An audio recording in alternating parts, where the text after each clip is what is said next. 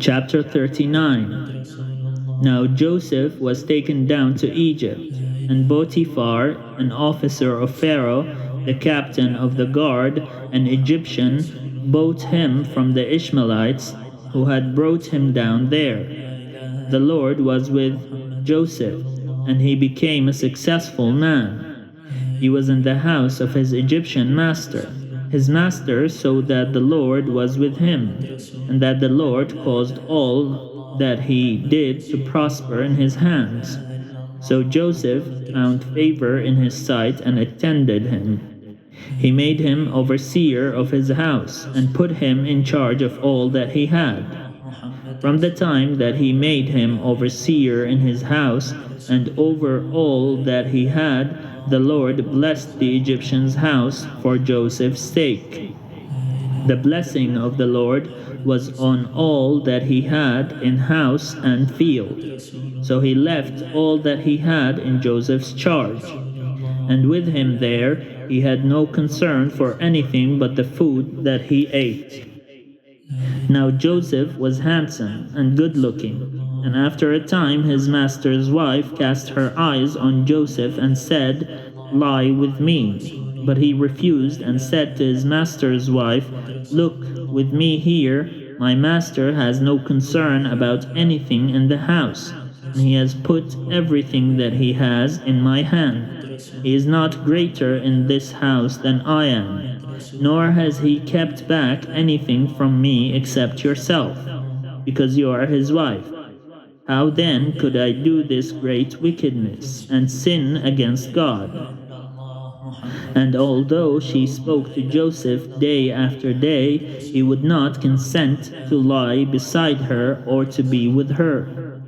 One day, however, when he went into the house to do his work, and while no one else was in the house, she caught hold of his garment, saying, "Lie with me." But he left his garment in her hand and fled and ran outside.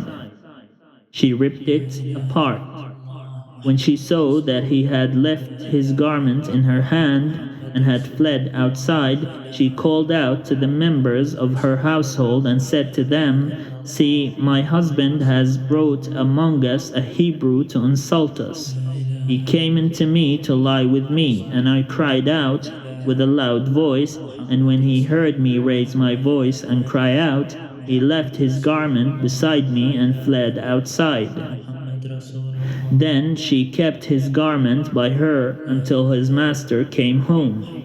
And she told him the same story, saying, "The Hebrew servant whom you have brought among us came in to me to insult me. But as soon as I raised my voice and cried out, he left his garment beside me and fled outside." When his master heard the words that his wife spoke to him, saying, "This is the way your servant treated me," he became enraged. And Joseph's master took him and put him into the prison, the place where the king's prisoners were confined. He remained there in prison, but the Lord was with Joseph and showed him steadfast love. He gave him favor in the sight of the chief jailer. The chief jailer committed to Joseph's care all the prisoners who were in the prison, and whatever was done there, he was the one who did it. The chief jailer paid no heed to anything that was in Joseph's care, because the Lord was with him, and whatever he did, the Lord made it prosper.